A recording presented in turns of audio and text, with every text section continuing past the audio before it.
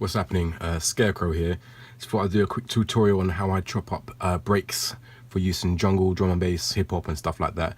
I prefer to use Ableton Live to do it. I find it the most versatile way of chopping up breaks. I've used various different means in the past, like old hardware samplers, Recycle, Contact, XS24 and Logic, etc. But I find Ableton to be the most versatile way of doing it. I'm going to jump right in and show you how I do it. This is not like a set way. Obviously, there are no hard or fast rules, but this is how I do it. So let's grab a break. I'm going to use the football break from one of Blue Water's downloads I got a while back, and it goes like this.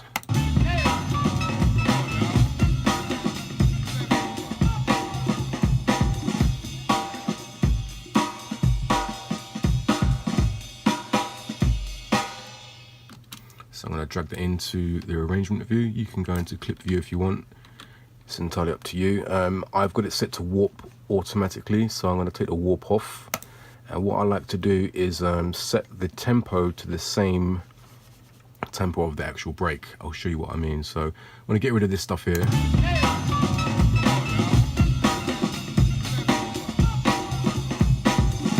That's the kick there, that's what it starts. So I'm going to bring that in.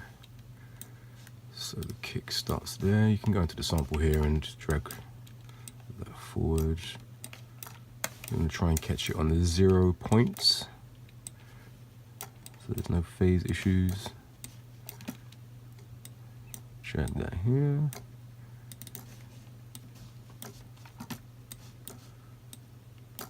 So what I want to do is get that so it's looping, and obviously it's a completely wrong tempo. So pull this forward.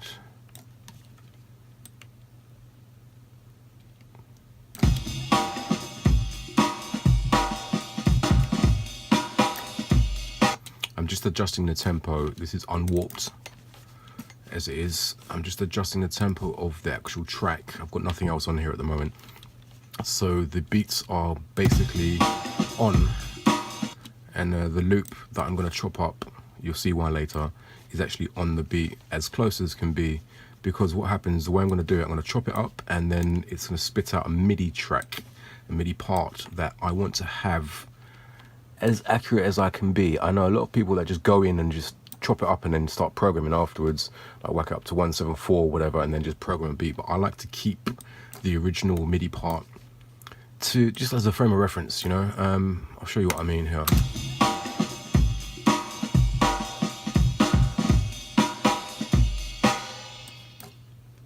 Keep that bit there.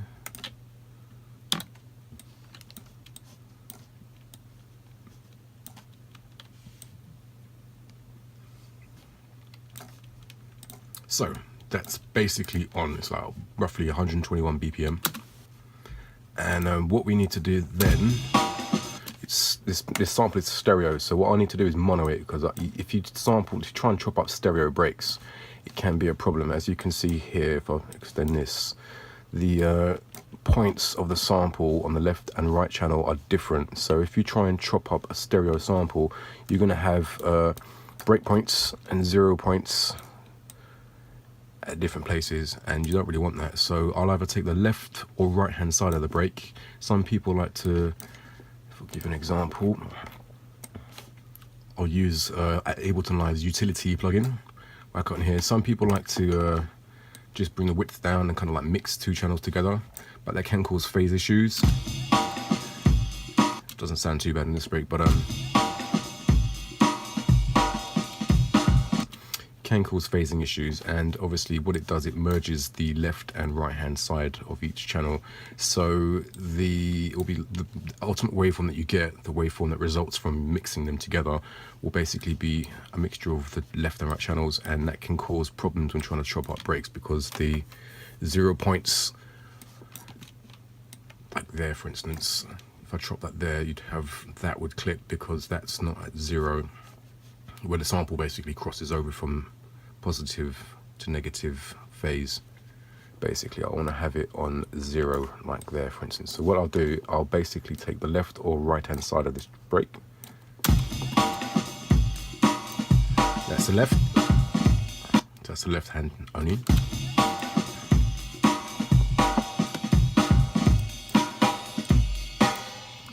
sound too bad.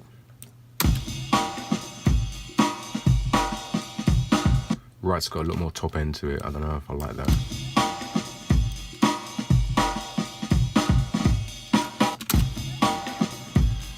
So yeah, I prefer the left-hand channel. So I'm gonna basically leave that on.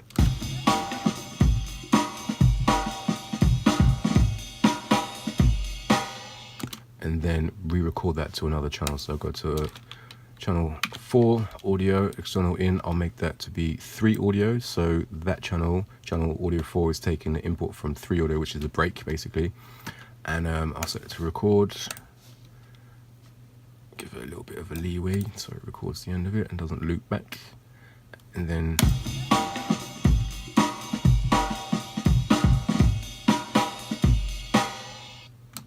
so I've recorded just the left-hand channel of that. You can just leave the plugin on it and then chop it up, but what you chop up, what will be exported into the sampler afterwards will be a mixture of both, and I don't want that. I want to keep it either the left or right channel. So I've done that.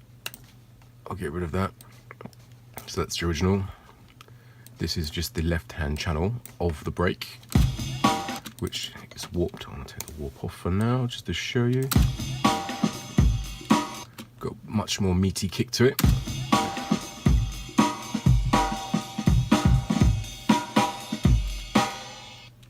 So yeah, that's in time. It's 121 BPM. I'm going to chop that up and put it in a sampler and basically speed up to about 174 so we can do some jungle drum and bass programming with it. So if you bear with me, I'm just going to go in and chop this up. This is why I prefer Ableton Live, because if I go to warp, it does give the warp markers, which isn't always correct or accurate, but it's a good starting point.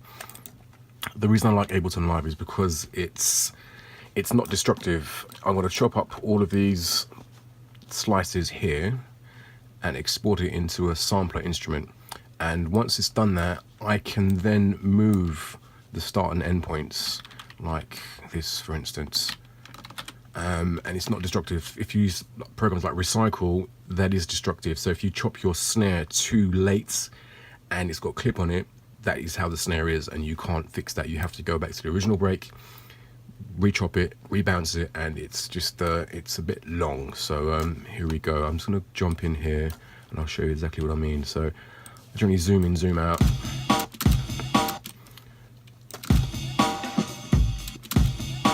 So I've got a kick.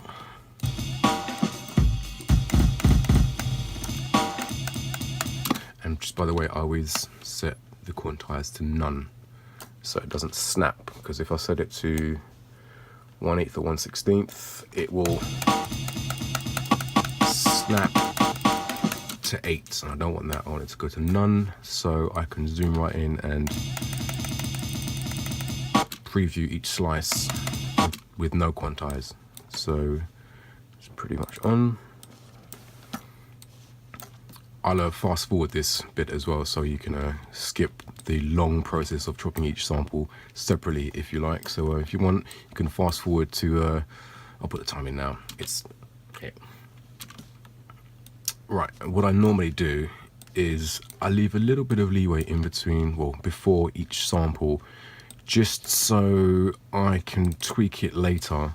So I don't want to chop it too close to the slice, basically. So I want to give it a little bit of breathing space before, because I can always bring the start point nearer later.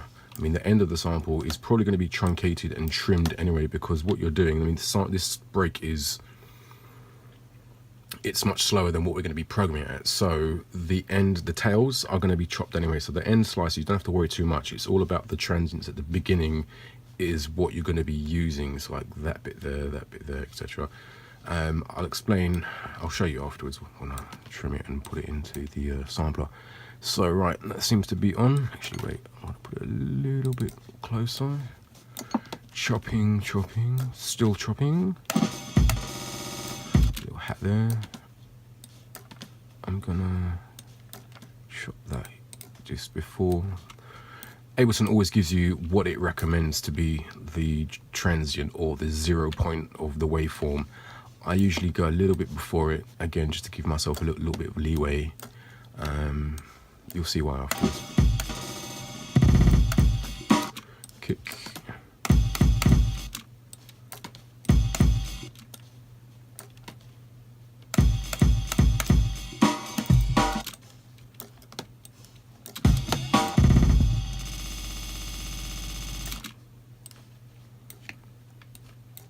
Sometimes Ableton can be quite bang on with the recommendation of the transient points, but I always chop it a little bit earlier. I know you've got a little bit there, but I mean, most people, like Recycle, used to basically whack it there, but you end up getting like a very kind of sharp click. And I like the breaks to have a little bit of a swing to them. You can always move the MIDI parts around afterwards, that's fine. See, it recommends me chopping it there, but I know it's here, so I'm going to bring that back and add a transient there, and that's what we want. A little shuffled hat and the ghost snare.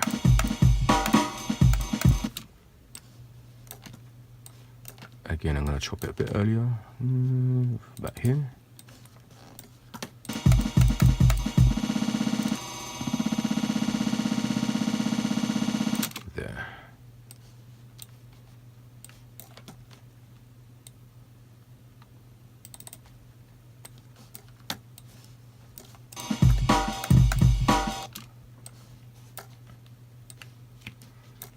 Kick there. Well, that's pretty bang on, so I'm going to chop that there.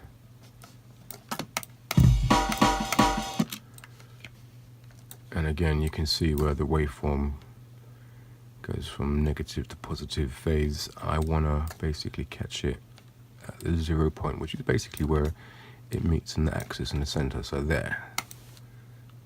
That's where I want the snare to be. I know there's a little bit of a sample before the initial transient, but basically I can always trim that afterwards, so that's fine. Snare, hat,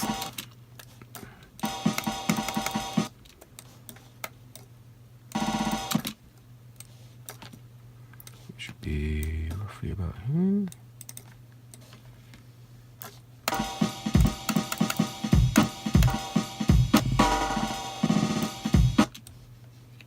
Ghost snare.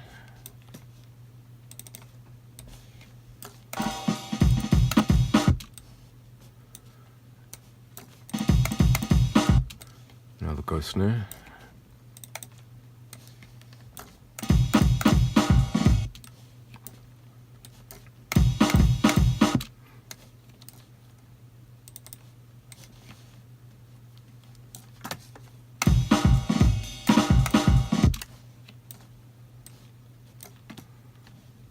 Again, Ableton's recommending to chop it there, but I think I'm gonna do it here. There you go.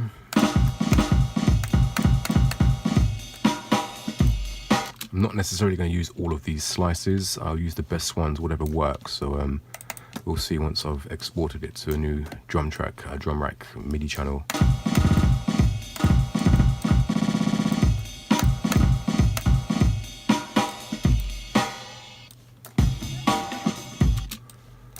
Pretty bang on. Actually, wait, I'll put it there.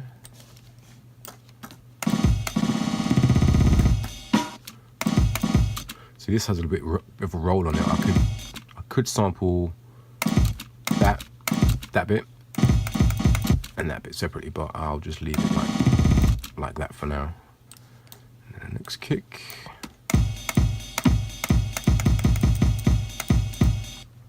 I'm gonna slice this here. Again, 0 point where there's no sample there, right?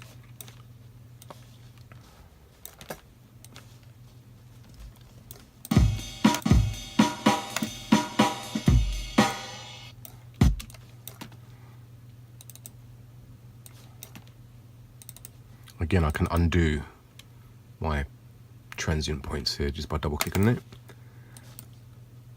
and selecting a new zone and double clicking there, and that's that point there.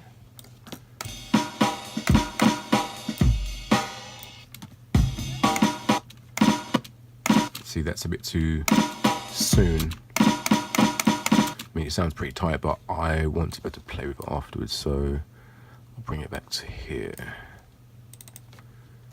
Okay. Next snare.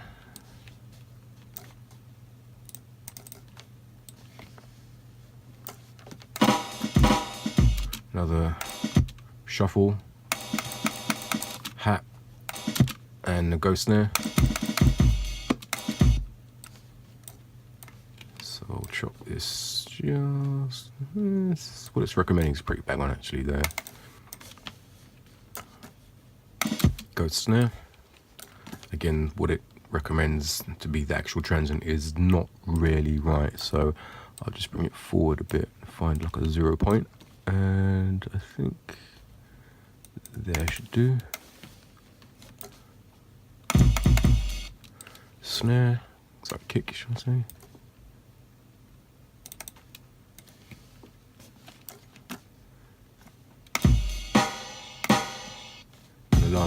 And the last snare here.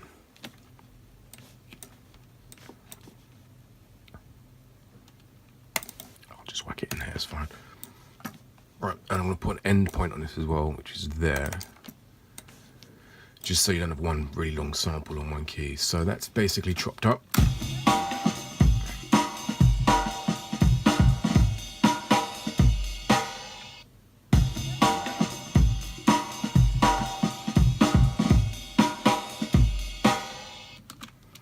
Actually, I'm going to go back in and re-chop this up. There's a little bit of a roll here. It's got a bit of a shuffle. Just so I can control it later. So if you go here, put a point in there. So then I've got control over both parts of that little roll, little shuffle there. That's it. So basically, that's at 121 BPM. It should fit on the actual grid correctly. So you've got the kick, snare, etc. So if you put the and I only do this, match it to the actual tempo of a track, or adjust the arrangement tempo to fit the break. So once I export it, it gives me a MIDI file that's as bang on to the beat as possible. So if I show you now, that's all accurate. I've put all my transient points in there, my slice points. So I then go to slice the new MIDI track. And what that'll do then is take each individual slice that I've entered in there and basically chop that up and put it into a new sampler, a new drum rack. If I press that, it will ask me what I want to do. If I want to basically create slice per warp marker, transient, bar, etc. Leave to warp marker, because obviously that's what you've put in there. You can do it to like every second note, fourth note, etc. Preset built in. I don't preserve the warp timing. I just want the original timing of the break, so I don't preserve warp timing. And you can warp within the actual sampler now, but I don't do that. Don't ever warp breaks, just leave them as they are, because otherwise it can sound a bit flammy, flangey, and a bit wrong basically. So once I'm going to do that, I'm going to press that. It will slice up to 30 slices there. So then I now have my MIDI track here of the break, and if you can see, it's more on the beat. I'll take the click off. It always defaults to, so if I go to the drum rack, it'll always default to be quite low depending on what you've got your velocity level set to. So you can zero the velocity and just set the volume by the actual volume dial there, but I prefer to, I do want to kind of like adjust the velocity of it slightly, so I'll set it to 80%, so you can go from 0 to 80, so I can control the volume of each slice via the velocity here. So what I then do, right click that, copy value to siblings. That'll basically, whatever you set to any value here, you can copy to the rest of them rather than having to go in and set it to each actual slice. So once I've done that, each individual slice will be the same velocity, like there for instance. And the reason I love Ableton is because once I've done that, it will then, if I go to mixer view, it will then give me an individual channel on the mixer for each slice. So you can then compress, EQ and process each slice individually rather than doing it as a whole break. If you put it in a sampler, say like X24 or on a hardware sampler or whatever, anything I do to the actual, any EQ or compression I put on the break will be on the whole break. Whereas in Ableton, I can slice it and basically process the kicks, snares, hats and everything separately.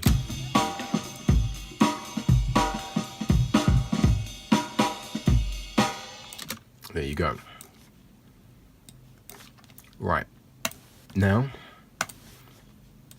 we've got our MIDI part. Let's put it on the beat here. So we've got a MIDI part. I then want to clean up a little bit and select the best hits, because not all of them will work.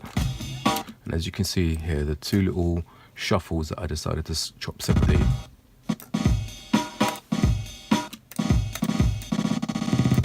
did work, so that's fine. So what you can then do, you can then clean the break up as it is at this tempo and then shift it up to, I don't know, 170, 174, whatever you're going to be working with, or you can just shift it straight up to 174 and see how it sounds.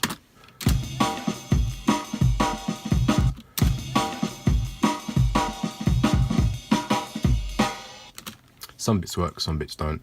Some people just basically get the original break and just pitch it up to the actual tempo.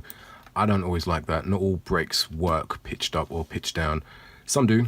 Funky Mule, Amen, etc. Amen is probably the biggest example of that. It's just one of the best breaks. It works at any kind of speed you put it at, but not all breaks will. For instance, if I show you the original, I'll unwarp it.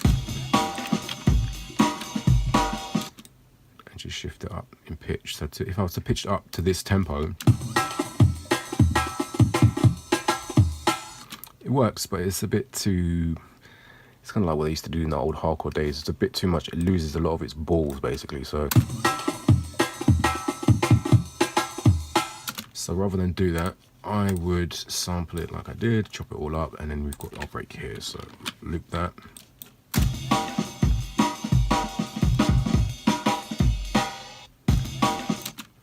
I always make copies of the parts just so I've got the original. I usually set it to a different color as well. So like the say purple, for instance, that's the original break. That's a variation. That's a variation. So I can go different colors are different variations of each break basically. So let's work on this one. And so bear with me. I'm just going to go into the edits mode here and clean it up a little bit. I usually leave the slices overlapped a little bit. A lot of people just like basically go straight in and quantize everything to the beat, for instance, like that, and then you lose a little bit of the kind of swing to it. So where I've chopped it, each slice is gonna basically be a little bit off, but that's fine. Still on.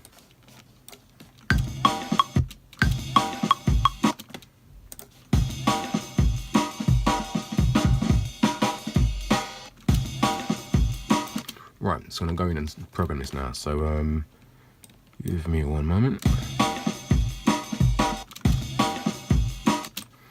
I like these two bits here.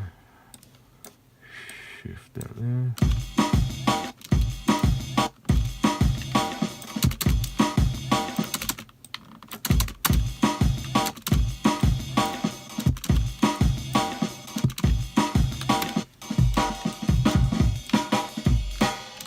I'll just move them around to the side, right?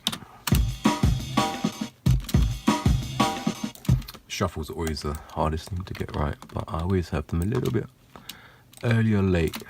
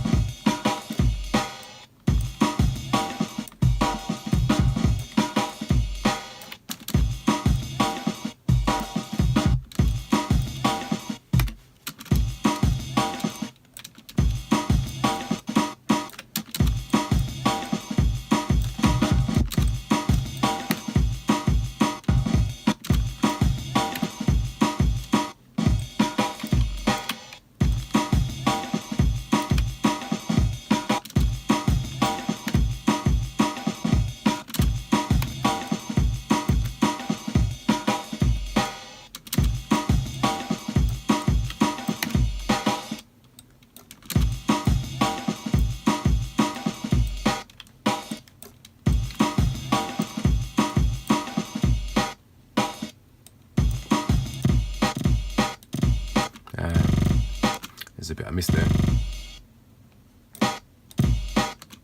That's fine. I'll just trim that and use one of these bad boys.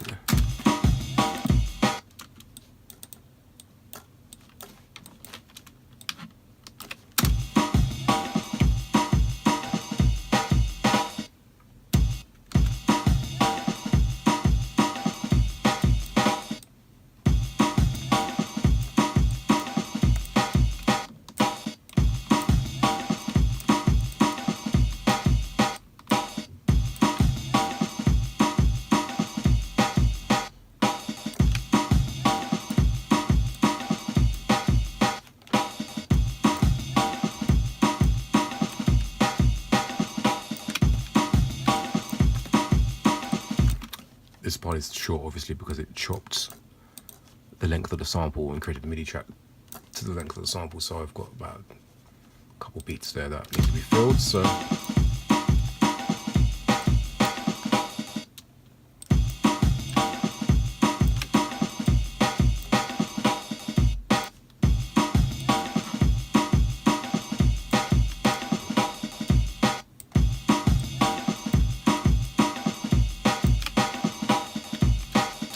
and the wicked thing about Ableton, these are slightly off.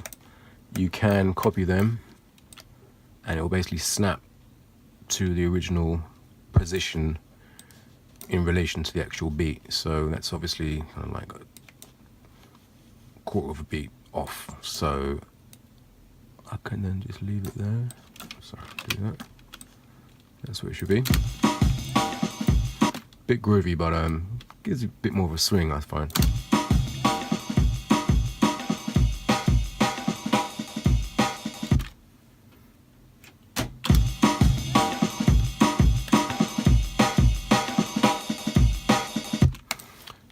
Then we can actually go in and change the pitch of it if necessary. I'll put up one semitone and then copy value to siblings.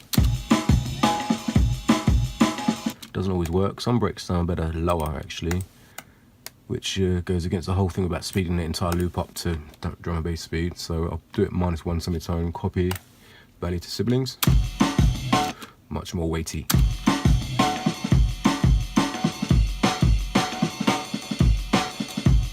And then what you can do, this is just a rough example, what you can do then is go to mixer page,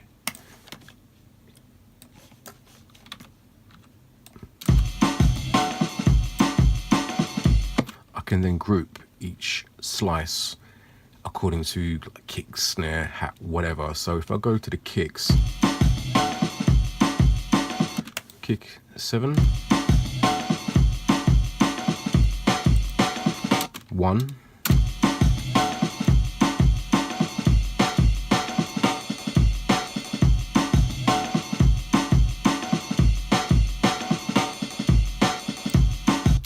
double check, make sure that's correct.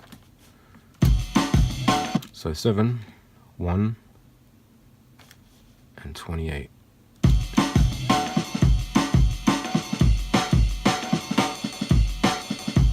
Seven, 1, 28. So go back to the mixer view. So 1, 7. I'm just holding control here to select multiples rather than hold shift and select the whole lot. So if I select 1, 7, holding shift, control, and then 28, I can then, within the actual sampler in Ableton itself, group just the kicks within the sampler. It won't affect where they're positioned on the actual MIDI part, but they will group. It will group them in the sampler. So all my kicks are within the sampler on this group. That's muted.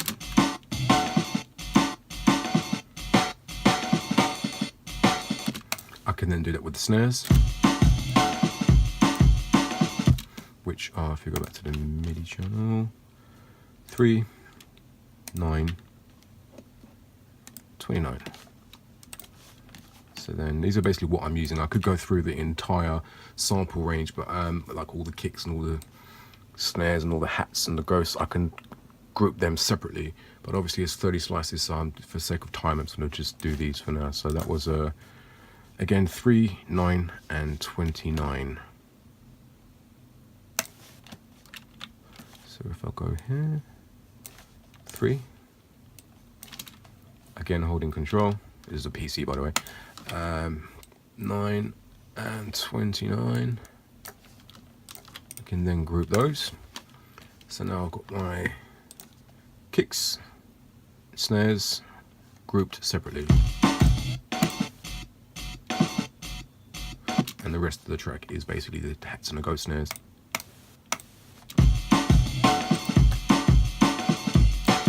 I can then process those individually.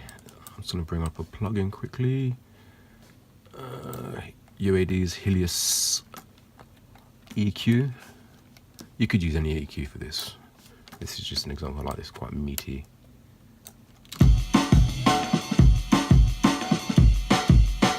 Boost it at 100 Hertz. Snare, I'll whack the same plugin on. Boost at say 200. Obviously a bit loud, but that's fine. Obviously we don't want it clipping, so I can basically bring the whole channels down.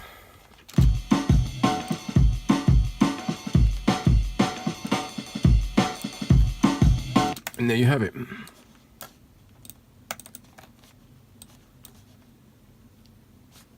From the original stereo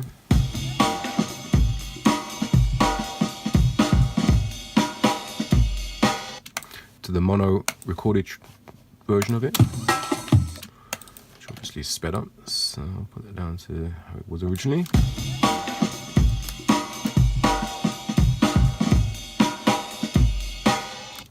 To the chopped up, slightly overbaked version that I shall bring that down a little touch.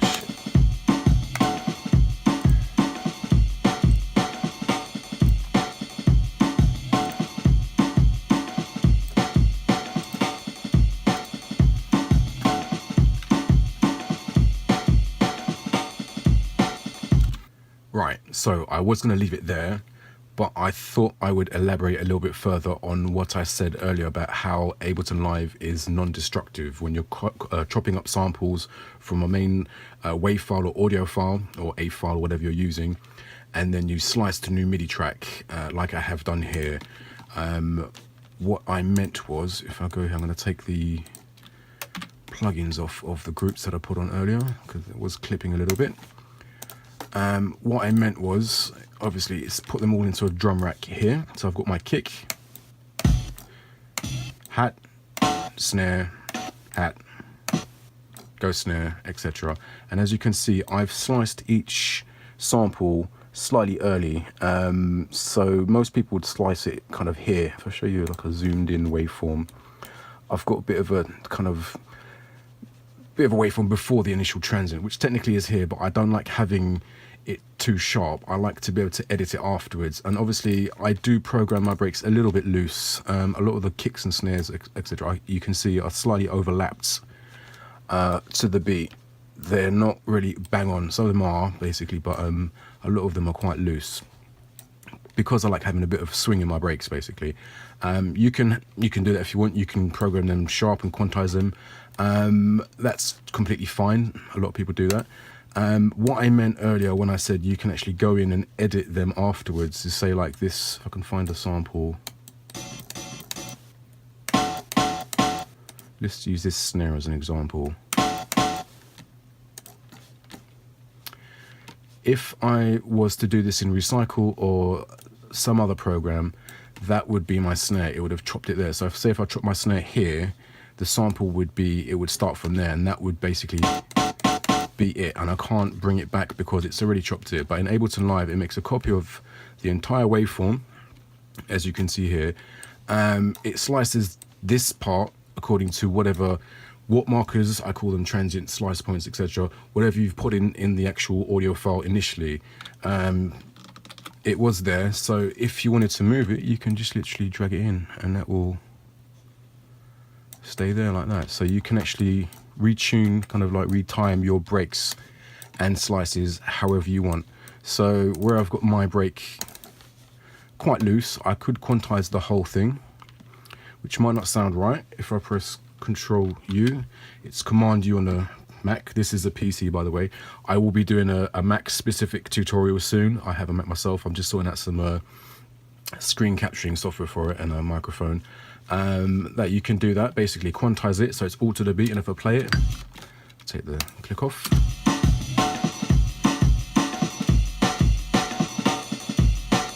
That's quantized on the beat, so every single part is on the 3.2. As you can see, it's all on. But where I've chopped them quite loosely, you can then go back in and adjust each one if you want. This is a kick. You have to be careful again, because if the whole point of trying to chop them at the 0 points, where the zero crossing point is what it's called, there, it doesn't always give you the option when you zoom in on the actual sampler, is so you don't get any clipping or clicking, because if it's there and you play the sample from there, you might not be able to hear it, but it can often cause artifacts. Basically, the sample is starting out part of the initial positive phase. You technically want to have it beginning from a 0 point, so there's no click at the beginning. Sometimes adjusting the actual start points of the sample can affect that, but this is why I leave it kind of swung a little bit off the beat, so to speak. But once you've done that, say if you wanted to do it straight, you can basically just program the whole beat straight on and then re-time your slices accordingly. So I can do the kick, the hat, I'll just zoom into that. So that's the start point, that's the end point.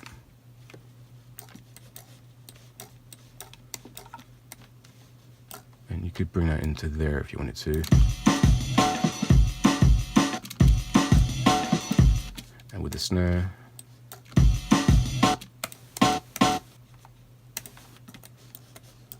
Sorry, that's the beginning of the snare there. I could bring that there.